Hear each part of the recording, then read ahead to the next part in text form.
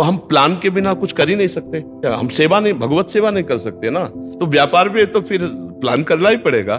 अब ये कहते कि ये प्लान करना तो व्यर्थ है, कब? अभी प्लान बना लिया महाराज जी, उसके बाद महाराज जी कभी कभी ऐसा लगता है कि जो हमने सोचा था वैसा नहीं हुआ, तो अगर जो नहीं हुआ तब हमें क्या सोचना चाहिए? विजय प्राप्त करते हो तो भूमि का राज्य, अगर शरीर छोड़ते हो तो स्वर्ग का राज्य। दोनों हाथ में लड्डू है, युद्ध करना ही ठीक है। तो झूठा तो नहीं कह सकता कि पूर्व का सब झूठा है, नहीं तो माँ के गर्भ में की याद नहीं है तो इसका मतलब माँ के गर्भ में हम नहीं रहे क्या? रहे, लेकिन मुझे याद नहीं है। ऐसे पूर्व जन्म में होगा। असफलता हमारे ही किसी कर्म का परिणाम है और सफलता हमारे ही कर्म का परिणाम है। तो फिर ईश्वर का भजन किस काम का? रविंद्र टुटेजा जी, राधे राधे। कानपुर से। महाराज जी, मैं पेशे से एक फिल्म निर्माता और अभिनेता हूं। महाराज जी, मैं पिछले 6 महीने से आपको YouTube के माध्यम से सुन रहा हूं और आपके बताए ज्ञान के अनुसार मैंने नाम जप की महिमा को जाना और समझा कि निरंतर नाम जप या नाम का चिंतन होना चाहिए। महाराज जी, मेरा प्रश्न है कि मुझे श्री जी की कृपा से बिजनेस और व्यापार करने की सेवा मिली है। क्या बिजनेस में कल की यानी फ्यूचर की प्लानिंग करना चाहिए, क्योंकि समय चिंतन विमुख हो जाता है? नहीं, करना चाहिए, करना। बट अब ऐसा लगता है कि प्लानिंग करना समय बेकार करना नहीं, है, क्योंकि ऐसी हमारा सोचना नहीं, कुछ नहीं होता। जैसे हम, जब आप व्यापार को और अपने कर्तव्य को पूजा मानेंगे तो हम पूजा के पहले प्लानिंग करते हैं ना, कि आज श्री जी को ये फूल, आज श्री जी को ये पोशाक पहनानी, आज श्री जी को ये भोग लगाना है, समझ रहे ना? तो जैसे हम उसको पूजा मान करके प्लानिंग करते हैं, ऐसे हम इसको पूजा मान के प्लान करते हैं। हमारी जो पूजा है वो अपने कर्तव्य का पालन, जैसे व्यापार है या कोई भी कार्य है, हम ईमानदारी से सृष्टि का कार्य कर रहे हैं, चाहे वो मनोरंजन का ही कार्य क्यों ना हो। लाखों लोग हमारे मनोरंजन को देखकर आनंदित हो रहे, सब में भगवान बैठे हुए, भगवान ने मुझे अभिनय का कार्य दिया। जो भी कार्य है अगर उसे भगवत भाव से किया जाए, लेकिन बहुत कठिन है। वो अपने को सुयोग्य अभिनेता समझकर उसका भोग करता है, अपनी यश कीर्ति का। तो जो पुण्य है उसके प्रताप से उठा, इसके बाद मिटिया मेट नष्ट हो जाता है। अगर अपने सद्गुणों का भोग ना करे, वो भगवान का प्रसाद मानकर दूसरों के सुख के लिए और थोड़ा अपने में अभिमान रहित होकर कर्तव्य का पालन करे, तो हमें लगता है कुछ भी ऐसा नहीं है जो आपको फंसा पावे। जब गला काटना भजन हो सकता है युद्ध भूमि में, अर्जुन को ये तो आदेश कर रहे हैं, तो फिर आपका व्यापार तो भजन है ही, क्योंकि सृष्टि का कार्य। पर हम उसे भजन ना मान करके जब उसे हम भोग मान लेते हैं, अपने लिए मान लेते हैं, तो वही बंधन का कारक हो जाता। मान लो आपने 500 रुपया कमाए, तो आपने घंटों उसका प्लान किया और फिर 500 आए। अब 500 में कुछ परिवार की सेवा में लग गया, कुछ हम पशु पक्षी या कोई ऐसा औषधि या किसी के कार्य में लगा दिया, बहुत बढ़िया सेवा लगे। सब हमारे लिए ही थोड़ी। अगर हमें प्रभु ने 500 दिया है और 300 में हमारा काम चल जाता है, तो हम 200 में और भी कार्य देखेंगे जिनको अत्यंत आवश्यकता है, उनकी सेवा में पहुंचा देंगे। तो सेवा बन रही है ना। तो हम प्लान के बिना कुछ कर ही नहीं सकते। प्लान के बिना क्या हम सेवा नहीं, भगवत सेवा नहीं कर सकते ना। हमको प्लान बनाना होता है कि आज हमको श्री जी को ऐसी पोशाक पहनानी है, आज श्री जी को इसका भोग लगाना है, आज श्री जी को ऐसी नथ धारण करानी है, आज प्रभु को ऐसा मुकुट धारण कर। तो व्यापार में तो फिर प्लान करना ही पड़ेगा। अब ये कहते कि ये प्लान करना तो व्यर्थ है, कब? जब भगवत विमुख होकर सोचोगे। यही अर्जुन जी ने कहा कि मैं युद्ध नहीं करूंगा, मैं संन्यास ले लूंगा। भगवान क्या, संन्यास नहीं लेना, युद्ध करना है, समझ लेना। तो आपको ये लगेगा कि व्यापार सब छोड़ो, एकांत में गंगा किनारे बैठ करके बस भजन करो। जैसे एक बात बताया, नहीं होगा भजन, गंगा किनारे बैठो। यहाँ व्यापार में हो तो भजन अच्छा लग रहा है, थोड़ा मन चल रहा है, गंगा किनारे बैठोगे ना तो इधर का चिंतन होगा। बैठोगे शरीर गंगा किनारे, चिंतन होगा इधर का घाटा। बैठो बाजार में, वो चिंतन हो प्रभु का, ये मुनाफा। समझ रहे ला कि प्रभु मैं तो संसारी आदमी हूं, संसार के कार्यों में रत हूं, नाथ जैसा भी हूं आपका हूं, और हर कार्य भगवान को समर्पित करते जाओ। और नाम जप के बढ़िया काम है। जो प्लान करो, पहले सोचो कि ये कार्य भगवान के लिए है, तो युद्ध भी तो प्लान से होता है। रात रात भर चक्रव्यूह की रचना करते थे भगवान श्री कृष्ण बैठ के, और युधिष्ठिर जी को नहीं रखते थे। युधिष्ठिर जी के सामने दूसरा चक्रव्यूह होता था, क्योंकि दुर्योधन जाके पूछता भ्राताश्री आज कौन सा चक्रव्यूह, तो सत्यवादी थे, बता देते थे कि आज गरुण चक्र है। तो यहां प्लान एक अलग बनता था और फिर एक प्लान अलग बनता था श्री कृष्ण, जो युधिष्ठिर जी को भी पता नहीं होता। वहां जाते ही दूसरा चक्र भी हो, युधिष्ठिर जी ने बताया था दूसरा, तो उसकी तोड़ वो भीष्म पितामह जी से सीखता। लेकिन जो भगवान बनाते थे उसकी तोड़ ही नहीं होती, क्योंकि वो दूसरा होता था। तो ऐसे ही प्लान तो हर चीज का बनता है, तो आपका व्यापार का या किसी भी तरह का जो प्लान है वो भगवान से जोड़ करके कीजिए तो भजन ही माना जाएगा। महाराज आज 60 साल के हो गए हैं, जन्मदिन है हमारा।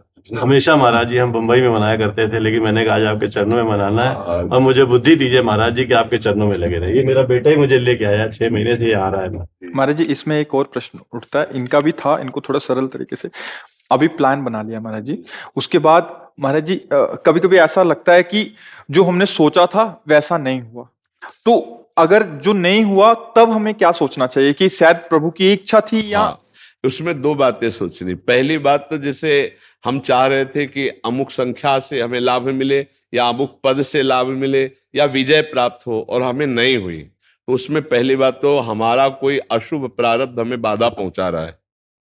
अशुभ प्रारब्ध जो हमारा कोई पाप है वो हमको सफल नहीं होने दे रहा। दूसरी बात, हमारा कोई अभ्यास ढीला रह गया। दो बातों पे दृष्टि रखनी चाहिए। मेरी त्रुटि क्या हुई कि मैं फेल हो गया? जब हम पूरी जांच करते हैं और कोई त्रुटि नहीं निकलती, तब हम उस पर लागू हो जाते हैं कि कोई पूर्व का पाप है जिसने टांग मार दी और मैं असफल हो गया। लेकिन बार बार थोड़ी टांग मारेगा, एक बार हारे, दो बार हारे, तीसरी बार तो मैं सफल होऊंगा ही। अविनाशी का बच्चा हूं, हारने वाला नहीं, आगे निकल जाओगे। और सदैव कोई हारा ही हो ऐसा नहीं है, और सदैव कोई जीता हो ऐसा भी नहीं है। ये बिल्कुल सदैव दिन बना रहे ऐसा असंभव, और सदैव रात बनी रहे ऐसा भी असंभव। तो हार, इसीलिए भगवान ने अर्जुन जी से कहा तुम युद्ध करो, सुख दुखे समय कृत्वा लाभा लाभो जया जय। जय हो या पराजय हो, लाभ हो या हानि हो, सुख या दुख, अपने कर्तव्य से नहीं डिगना, अपने कर्तव्य का पालन करते रहना चाहिए। भगवान ने कहा यदि विजय प्राप्त करते हो तो भूमि का राज्य, अगर शरीर छोड़ते हो तो स्वर्ग का राज्य। दोनों हाथ में लड्डू है, युद्ध करना ही ठीक है। तो अपने कर्तव्य का पालन करते हैं। यदि हमारी उस कोटि की सफलता नहीं होती तो हम पहले जांच करते हैं कोई हमारे अभ्यास में, कोई हमारे प्लान में त्रुटि हुई क्या। अगर नहीं तो फिर हमारा प्रयास असफल हुआ, कोई पूर्व का पाप ऐसा है जो हमको नीचा दिखाने के लिए असफलता दे दी है। लेकिन वो खत्म होगा ना, अब हम फिर प्रयास करते हैं, हमें हारना नहीं है। देखो गलतियां तो हमसे होती रहती हैं, पूर्व जन्म में हुई हैं जो एकत्रित है, और इस जन्म में भी हमसे ऐसे पाप हुए हैं जिनका हमने कोई प्रायश्चित नहीं किया, जिनको कोई नहीं जानता है। लेकिन वो कर्म नष्ट तो नहीं हो गया ना। जो कर्म होता है वो उसी समय से हमारे दिमाग में सेट हो जाता है। अब वो आकर फल देगा, या मुझे पहुंचाएगा वहां, या वो किसी न किसी रूप में आकर के मेरे को नष्ट करेगा। बुरी दशा आने के पहले बुद्धि बदली जाती है। कोई प्लान में ऐसा चूक हो जाएगा कि आप फेल हो जाओगे, क्योंकि वो कर्म आपको गिराएगा। अपने को पता है अपने से ऐसे कर्म हुए हैं इसी जन्म के, और कुछ ऐसे कर्म हैं जिनको मैं भूल चुका हूं पूर्व में। जैसे भीष्म जी कह रहे हैं कि इस जन्म में मैंने कोई पाप नहीं किया, और 6 महीना बाणों की सैया में। तो भगवान ने कहा कि आगे बढ़कर के पूर्व जन्मों को देखो। अब जैसे अपने लोग इस जन्म में आए तो याद नहीं है, बोले कौन सा पूर्व जन्म कब? देखो माँ के गर्भ में 9 महीने रहा गया है, क्या याद है? देखो हम सबको पीछे की तो जाले दो, इसी जन्म में माँ के गर्भ में मैं रहा हूं, 9 महीने रहा हूं। और गर्भ कौन सी व्यवस्था है वहां, मलमूत्र का इधर मलाशय मूत्राशय उसके बीच में रहा हूं। तो याद नहीं एक सेकंड के कष्ट की, विचार करके देख। तो पूर्व की याद कैसे रहेगी जब अभी इसी जन्म के माँ की याद नहीं? तो झूठा तो नहीं कह सकता कि पूर्व का सब झूठा है। नहीं तो माँ के गर्भ में की याद नहीं है तो इसका मतलब माँ के गर्भ में हम नहीं रहे क्या? रहे, लेकिन मुझे याद नहीं है। ऐसे पूर्व जन्म में होगा, क्योंकि मैं अविनाशी हूं, ये शरीर विनाशी है। तो पूर्व में भी कोई पाप हुए होंगे तो भोगना तो हम ही को पड़ेगा ना। शरीर कुछ भी बदल ले, भोगना तो, कपड़े कुछ भी आप बदल लो, अगर अपराध किए हो तो आपको दंड भोगना पड़ेगा। तो अब वो वेश तो वो है, ऐसे वेश तो पुरुष का आ गया, इस रूप का आ गया। लेकिन इसके अंदर जो बैठा जीवात्मा है वो किसी और शरीर से पाप किए है, तो भोगना तो उसी जीव को पड़ेगा। शरीर भले अलग है लेकिन दंड तो उसी को मिल रहा है ना। अब आप अपने को नहीं जानते, आप अपने को शरीर मानते हैं, इसीलिए लगता है मैंने तो कोई पाप नहीं किया। लेकिन आप नहीं, आप शरीर नहीं है। आप जो अंदर पावर है वो पावर वहां भी वही था और यहां भी यही है, केवल शरीर बदल चुका है। तो इसलिए हमें बहुत धैर्यपूर्वक रहना चाहिए। असफलता हमारे ही किसी कर्म का परिणाम है और सफलता हमारे ही कर्म का परिणाम है। तो फिर ईश्वर का भजन किस काम का?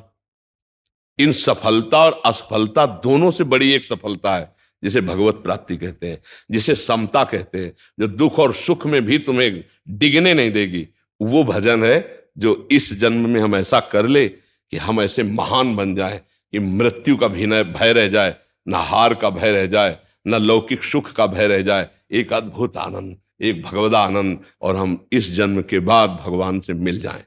अब हमारा जन्म हो तो भगवान के साथ जन्म हो, हमारा जन्म हो तो कर्म बंधन से युक्त नहीं। जैसे जेल में दोनों रहते हैं, जेलर भी और कैदी भी, नहीं तो जेलर और कैदी के रहने में बड़ा बड़ा अंतर है। नहीं, तो हम कैदी बन के संसार में ना हमें जेलर के रूप में आ गए। हम कर्म बंधनों से युक्त होकर नहीं, कर्म बंधनों से मुक्त होकर फिर जो सेवा भगवान करवाए वो सेवा करेंगे, पर कर्म बंधनों से युक्त होकर, मृत्यु से भयभीत होकर, भोगों के गुलाम बनकर हम ना आवे। अभी हम भोगों के गुलाम, जो भोग चाहता है, काम क्रोध लोभ मोह मद मत्सर, ये हमको रौंदे दे रहे हैं। ऐसा नहीं, तो हम भजन के बल से ऐसे महान बने कि हम अपने मन को अधीन कर ले, भोगों के अधीन रहें, अब भोग हमारे अधीन हो, हम जो चाहे जैसा चाहे वैसा वर्ताव हमारे अंदर का सिस्टम करे, वो भजन से होता है। इसीलिए राधा राधा रटते रहो और जन्म सफल हो जाए कि हमें अब मृत्यु का भय ना रह जाए। तभी तो जन्मदिन, वैसे जन्मदिन का मतलब है 60 वर्ष गए माइनस, ले अब कितने मुझे पता नहीं ला फल का नहीं पता। हाँ, तो इसीलिए मुझे लगता है राधा राधा राधा राधा नाम जपते रहो, और जितना प्रयास जब तक जीवन है, हम निराश होकर थोड़ी बैठना है, जब तक जीवन है मैं अपने कर्तव्य का पालन कर। महाराज जी 12 साल पहले पत्नी चली गई कैंसर से, और 1 साल पहले बेटी भी चली गई कैंसर से। जी, सिर्फ ये बेटा ही नहीं संभाला, यही सब। हाँ, भगवान किसी न किसी रूप में सहयोग तो कर ही रहेला। अब आनंदित रहिए, खूब नाम जप करते रहिए।